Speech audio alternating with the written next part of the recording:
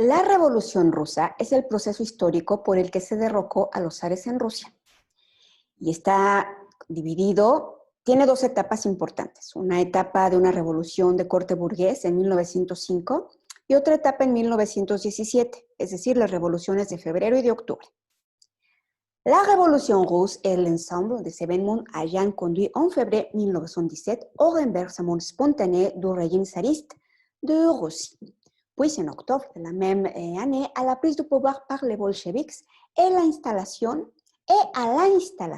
d'un régime léniniste communiste. La révolution en Russie donne également naissance au communisme au sens contemporain du terme. En même temps, c'est la naissance de l'Union soviétique, de la URSS, depuis 5 octobre 1917 jusqu'à 1991. La revolución rusa, entonces, tenemos que asociarla a lo siguiente. Fíjense bien, tiene tres momentos importantes. 1905, asociado a la Duma, los soviets y principalmente el Domingo Sangriento.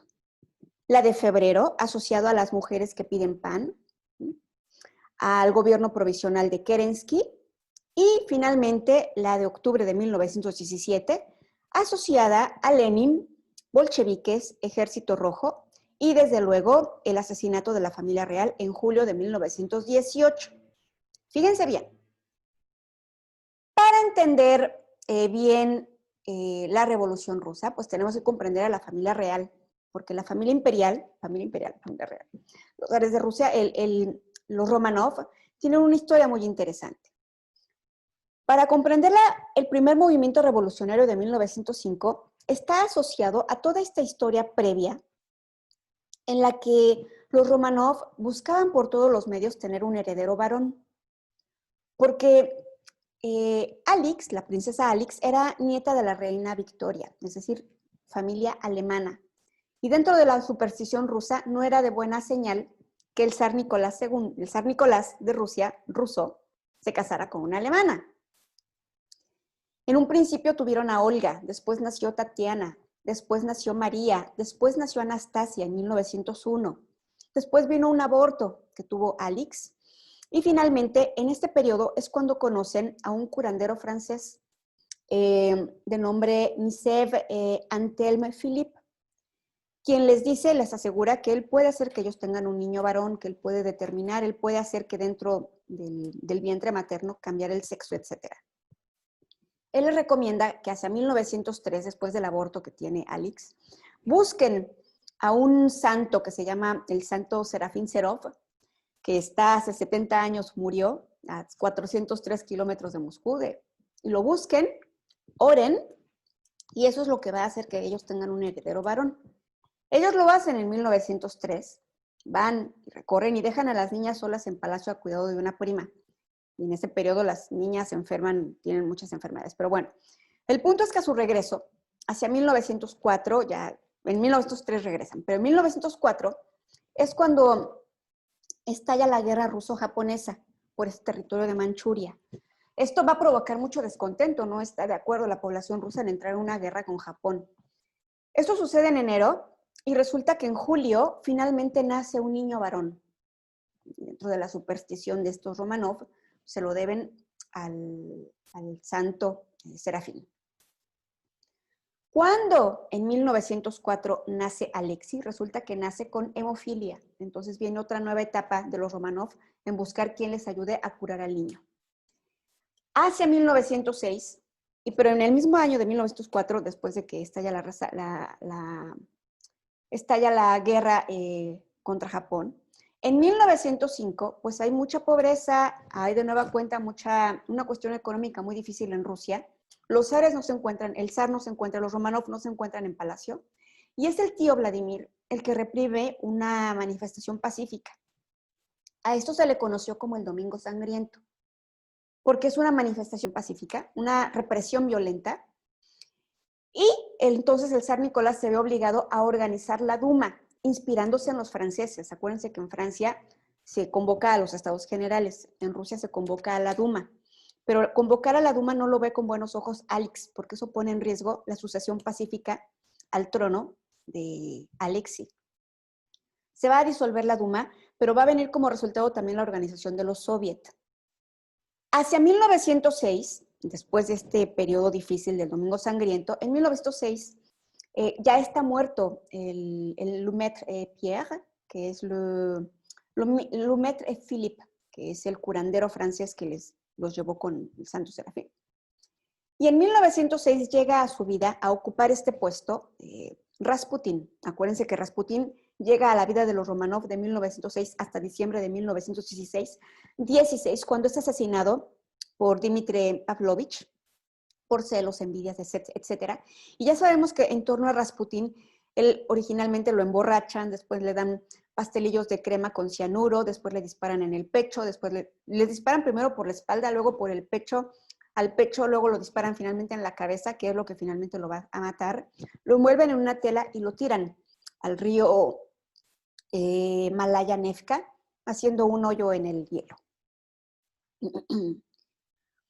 Una vez que está muerto Rasputín, sale de la vida de los Romanov. Eso sucede hacia 1916. En 1914, un poco antes de que muera Rasputín, Rusia entra a la Primera Guerra Mundial.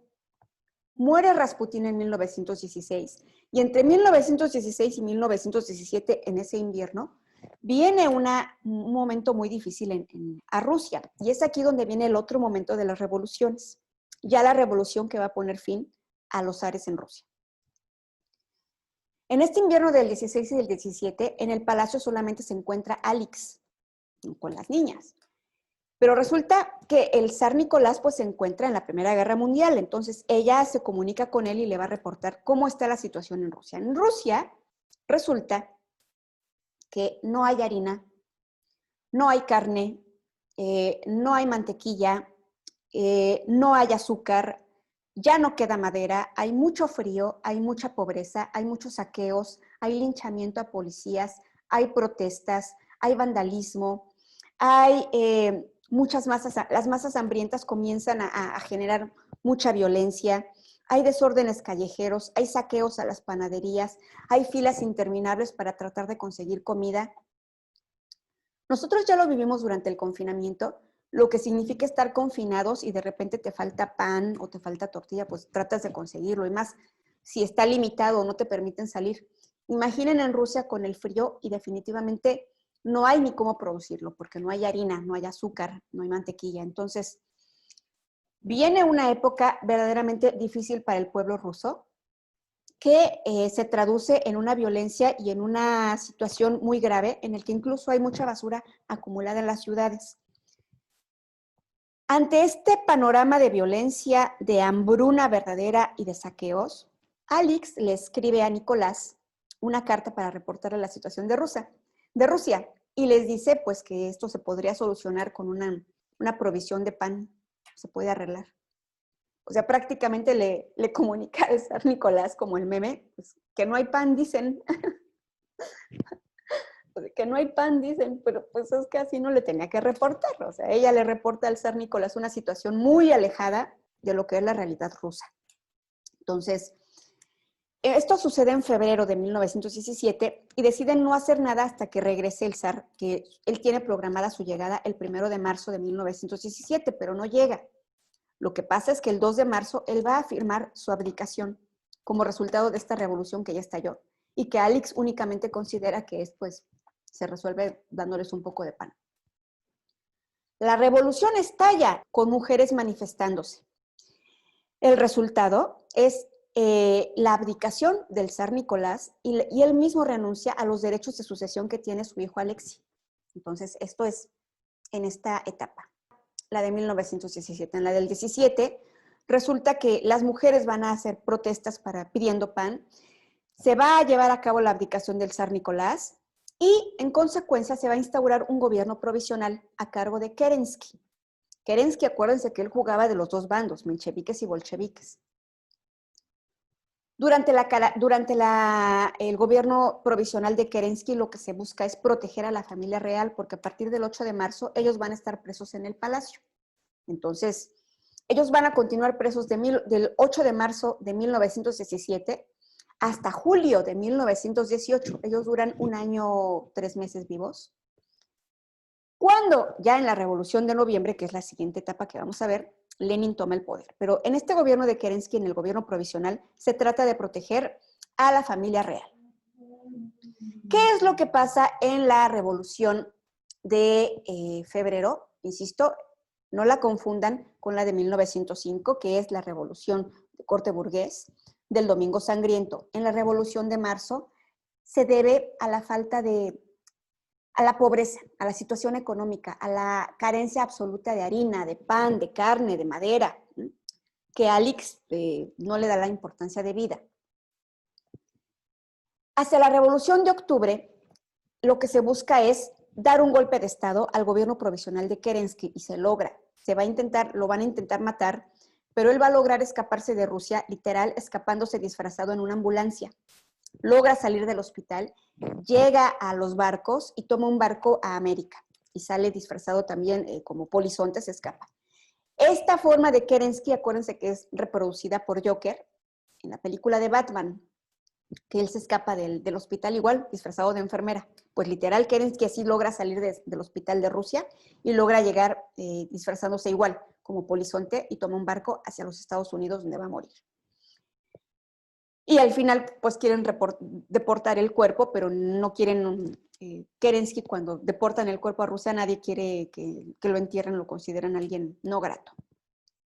En la Revolución de Octubre, una vez que se da el golpe de Estado a Kerensky, se va a instaurar y viene como parte importante Lenin, porque Lenin va a dar este golpe de Estado y significa la llegada del Ejército Rojo, de los bolcheviques, del comunismo y el nacimiento de la Unión Soviética, como la llegamos a conocer, a partir del 5 de octubre de 1917 y hasta 1991.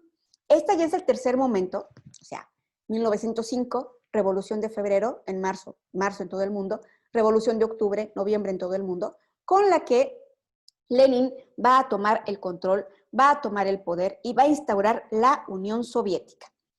La familia real es asesinada en julio de 1918, después, desde luego, de que Lenin ha tomado el poder, y esto va a significar que haya una guerra civil, es decir, el ejército blanco contra el ejército rojo, el ejército blanco, que es el que apoya todavía a los zares de Rusia, al zar de Rusia, y el ejército rojo, que es el ejército que apoya el comunismo.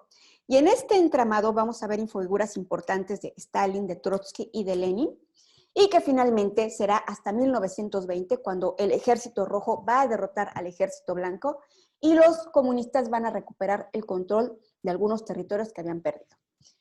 No olviden que la familia real fue víctima de esta guerra civil, él exactamente en julio de 1918 con su fusilamiento. Vamos a hacer una pausa, no salgan de la sesión, continuamos.